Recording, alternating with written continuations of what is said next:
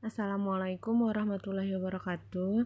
Jadi untuk tugas pembinaan KSN daring 1 ini ada 2 tugas, itu tugas 1 dan tugas 2 untuk materi besaran dan turunan. Jadi tujuan Ibu membuat video ini agar kamu bisa mengulang-ulang lagi atau memutar ulang lagi video ini saat kamu belum paham sepenuhnya tentang materi ini.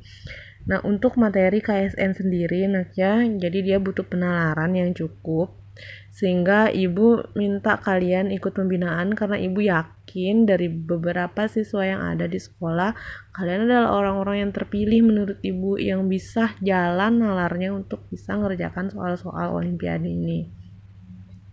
Nah, kita masuk ke intinya. Jadi, kalian sudah tahu bahwa besaran itu ada 2 jenisnya, ada besaran pokok dan ada besaran turunan.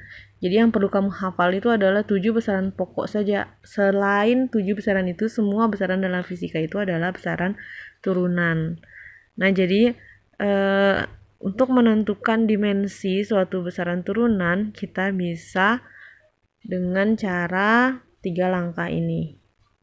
Misalnya kita ditanyakan, tentukan dimensi dari besaran gaya dan usaha. Misalnya, rumus gaya itu sama dengan F sama dengan M kali A, di mana satuan M-nya kilogram, berarti dimensi untuk kilogram atau massa itu M, kemudian satuan A itu meter per sekon. Nah, ini di sini Ibu salah ketik.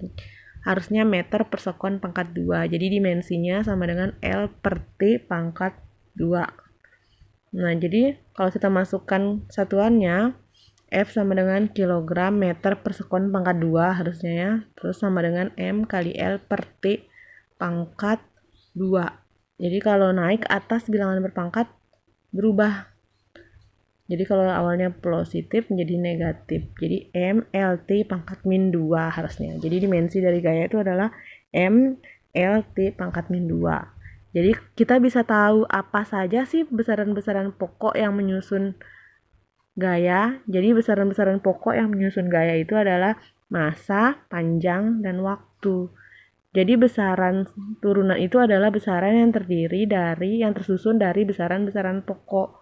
Kita bisa tahu bahwa untuk besaran turunan itu lebih dari satu besaran pokok yang menyusunnya. Kemudian kita lanjutkan. Nah, kalau tadi kita bisa menentukan dimensi, maka langkah yang terbalik juga bisa. Jadi dari dimensi kita bisa tahu rumus dari suatu besaran.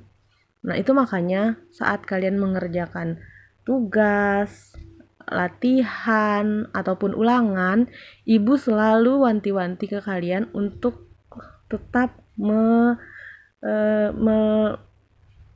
melengkapi jawabannya dengan satuan, karena satuan itu ternyata penting ya anak-anaknya. Kalau biasanya kita abaikan satuannya, biasanya tidak penting. Nyata dari satuan suatu besaran kita bisa tahu rumus besaran itu apa. Nah, misal Ibu contohkan, kecepatan itu satuannya meter per sekon. Jadi kalau ada soal diketahui jarak 10 meter dan waktu 1 sekon, berapakah kecepatan? Ingat kecepatan satuannya meter per sekon, dah pasti dah rumus kecepatan itu pasti jarak dibagi waktu. Nah, itu yang gampang. Hanya terdiri dari 2 besaran pokok. Bagaimana dengan besaran turunan yang terdiri dari banyak besaran pokok?